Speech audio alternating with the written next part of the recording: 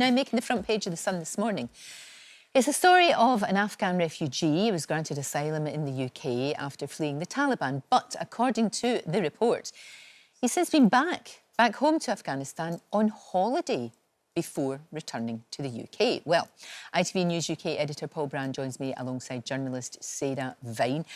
Sarah, this kind of story, this just gets people incensed, doesn't it? Enrages people. Yeah. It's because it's so cheeky. It's just so arrogant. I mean, this is a guy who does a lot of TikTok. I think he does a lot of social media anyway. Yeah. So he recorded his arrival, didn't he? And then he recorded being picked up by the Coast Guard, and now he's gone back on holiday to the country that he says is so scary he can't live there, and that's why he's here. It just plays... And it's just people just look at that and they just think you're just taking the mickey. Exactly, and then it's just not okay. It makes people think that everybody's exactly the same as that. And they think, well, how many people are doing this? You know, is he just the tip of an iceberg, etc., etc. And it's just, I assume the Home Office have now got him under review, presumably. They have, yeah. They've said that they're going to review the case. But it's a very, very lengthy process. I mean, they're actually getting themselves together to even just do the review is going to take a long time. And there'll probably be some human rights lawyer who say he has a right to a social media life or whatever, and that he's allowed to stay because of that. You know, there'll be some sort of loophole, and but it just upsets people, and it's just. Yeah, because nobody wants to be taken advantage of like that. I mean, this comes again on top of more stories. It comes on top of the fact that we understand taxis are being used by people who've up to £600 for journeys to go to doctors. I mean, you've got pensioners who can't. They can't even get an appointment. They can't even get an appointment, and if they do get an appointment, they have to get the bus. And it's just why are we spending this kind of? But this argument has been around for a while, because you get it in the NHS as well with things like translators.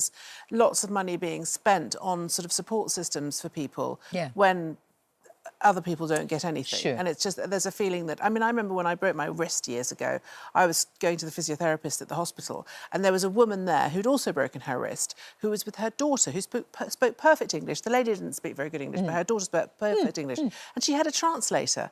And I was like, well, why can't your daughter translate? Why has the NHS got to pay, you know, £150 an hour for tiny example. And it's tiny little examples like that. But I think if you talk to people, they'll all have experiences like that. And it all builds up a picture of people just taking the mickey, and also inauthenticity. You know, this Afghan guy, you know, as people, you know, we want to help refugees, right? Genuine refugees. Absolutely. There are lots of places in the world that are horrible, and there are lots of reasons why people need to leave them.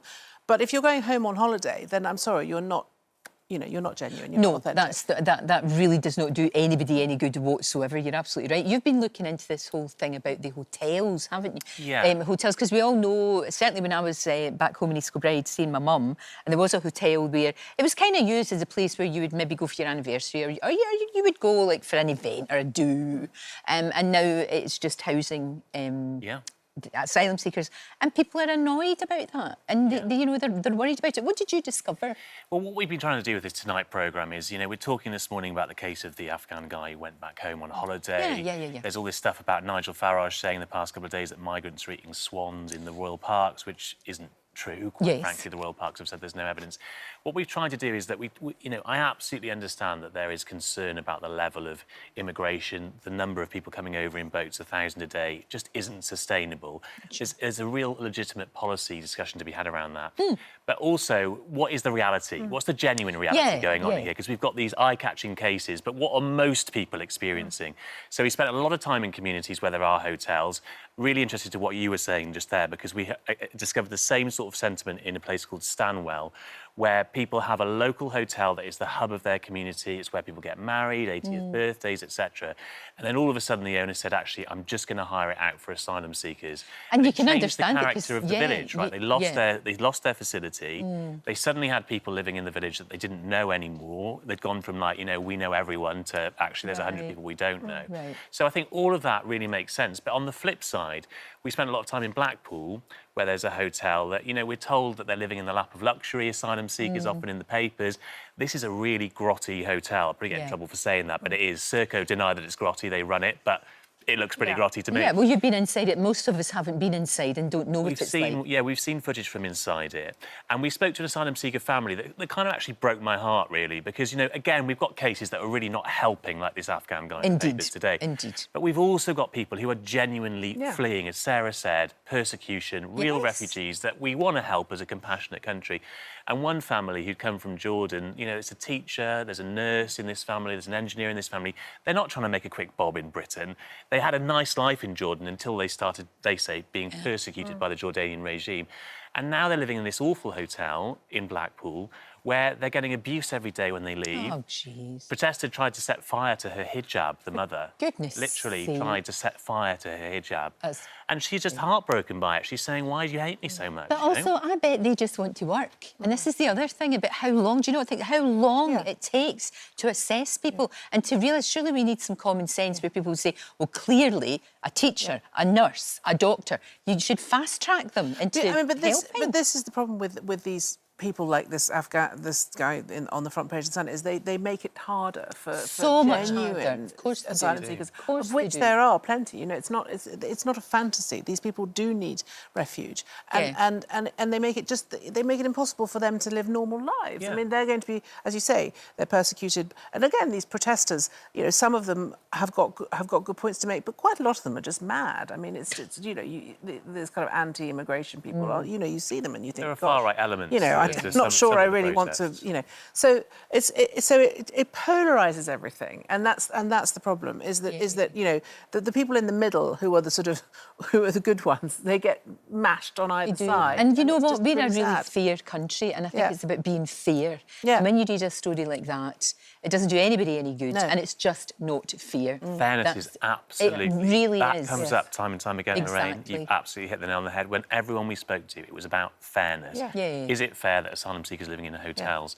Is it fair that some refugees are now being demonised when they've got genuine claims? You know, there's just no fairness to the system, and they've got to get that right, the government. But also taking over hotels wholesale is not a great idea. I mean, you know, if you had 10% of the hotel used by asylum seekers, then it wouldn't have such a negative impact. Do you know what I mean? It's true. It just feels like the people who are running all this don't have any common sense, and they don't really understand people and how they interact. We need an army of, dare I say it, middle-aged women sorting it out. Exactly. That's what I think. Can't the WI. The WI. No, you're too young. Oh, well, You're too young. You are too young. I wonder what you make of this one. It's a new survey. It's revealed Britain's biggest obsessions. Apparently the royal family being one of the biggest ones, which I guess we can understand. Well, it's like the best soap opera, isn't it, the royal family? It's better than it's better than EastEnders, especially at the moment. There's so much going on. There is so much going on, you can't keep up. You can't keep up at all. No, I know. So that's one of them. That's number one. That's not. Is that right at the top? Number one. Number two is the weather, which I thought would be number one. I thought that'd be number one. Yeah, I think I talk about the weather more than I talk about the royal family. We talk a lot about the weather. Yeah. That doesn't surprise me. We're always obsessed with the weather. weather. We are completely obsessed. It's either too hot or too cold or too rainy or not rainy enough, but basically always unhappy. Yeah. What other ones do we have? My obsession is Joanna Lumley. Oh my God, what a brilliant obsessed obsession. with my daughter and I are obsessed with Joanna Lumley. She is the best thing in the world. She should be in charge of everything. She should be in charge of everything. And she was at the fashion show this week, looking amazing, she was, being hilarious. Burberry. Yeah, Burberry, exactly. I don't know. I'm just obsessed with Joanna Lumley. I love that you're obsessed with Joanna Lumley because it's so I have pure. A girl crush on her. And proper. You know, it's just you know. And my daughter's the same. My daughter's 22, so she spans the generations. Generations. And remember that amazing campaign that she conducted for the Gurkhas. Yeah. And I mean, it was. I remember her travel chasing. She was chasing a politician, and he was like, "Oh my God!" It was so scary. I remember that, and then she made him make a statement on camera, didn't she? Saying, "I promise I'm going to do this." Absolutely, absolutely. What's your obsession? Your British obsession? Oh well, I've got a 4-year-old, so I have to follow his obsessions. Yes. Coins at the moment. Coins? Obsessed with coins. Old coins. Is that the Queen when she was young? There's that massive cache of coins that's just been discovered, isn't there? That's going on sale. That some people discovered in their back garden. They did. Like from Henry VI or something. Yes. Oh wow. Yes. Oh, your wee boy would be loving that. Absolutely. Went to the Royal Mint recently. Loved it. Absolutely loved it. Seen all the coins being made. Chocolate coins. Yeah. Well, chocolate coins, of course. Chocolate goes coins. without saying. Yeah. Oh, coins are a good one. I think I like our obsession with comedy, and I don't normally go out very much, especially on a school night, but I went to see Dead Ringers last last night in the Wickham Swan, and it was their 25th anniversary. There we are. Look, there's all the guys, John Culshaw, John Raven, Lewis MacLeod and Duncan Wisby. Amazing show, really funny, whip smart. Yeah. Do you know what? It's worth going just to hear Lewis do Jeremy Vine, this kind of deranged Jeremy Vine. It is so, so funny. And I mean, see, just now, don't you think we need a laugh? Yeah. Yeah, need definitely. a belly laugh? Definitely. Well, that goes back to Joanna Lumley. Always funny. Exactly, exactly. But we do need a laugh. If you do want to go, they're doing a lot more shows in January, including the London Palladium, and it really is good. And you do get a belly laugh, and I think that's what we need at the moment. So we've got the Royal Family, we've got the weather, we've got comedy, we've got coins, and we've got Joanna Lumley. We're actually, you know the way that things are bad, and we're actually not doing that bad if that's our 5 obsessions. Exactly. I think we're doing okay. Don't you? Yeah. I think we're doing all right. So. Street parties was on the list as well. You know, you could always have a street party. No, I with neighbours. hate a street party. I absolutely can't. I cannot bear a street party. No. People invite me to street parties. I'm like, no. I agree. It's kind of enforced jollity. It's forced jollity. And then like you have to bring a salad or... I don't know. I don't want to do that. We had one for VE Day. I quite enjoyed it this year. But what meeting the about... neighbours. It was rainy, though. Another obsession is Greg's. And Greg's have opened a pub. I know, but it's not. It's a long way away. I'd have to get a train. I know.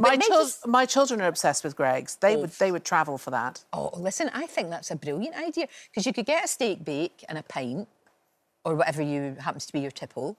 They're very clever. Whoever does the marketing at Greg's is very clever. Their coffee is very nice.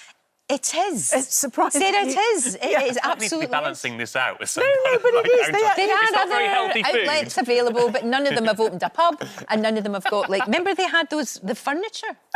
Yeah. They had Greg's furniture. You could actually sit on a giant steak bake. Yeah. My daughter's obsessed. Oh, I have a Greg's charm bracelet. Do you remember they did jewellery last year? No. Yeah, no, they did. They did. I wore it? I have I wear it. Sausage rolls? It's got little sausage rolls and steak bakes on it. It's really quite nice, actually. People ask me about it. But my daughter's obsessed with the new Pret. So we're just going to do another chain. We'll do another chain, just for balance. Yeah. But Pret have got a meal deal. Have they? Yes, finally. they're launching a meal deal. Right. It's probably about 15 quid, though, isn't it? No, I think it's £6. Yeah, they're not the that's cheapest. better than I thought. No, they're not. Very good, Yeah. but not the Not the cheapest. cheapest. It's the Anyway, most but cheap. I'm hoping my Greg's jewellery one day, if I put it on eBay, it'll be kind of a rarity. It's a British brand as well, Greg's. You know, we should be celebrating Greg's. Actually, it's a British business. Exactly. It's good for Britain that they're doing well. Exactly. Thank you both so much. Didn't think we'd end up talking about charm bracelets with sausage rolls on them. All human life was here. Exactly. Thank you very much. Hi there. Thanks so much for watching our YouTube channel. We upload new videos every single day. So click here if you're interested in this video or head to the homepage for more amazing content.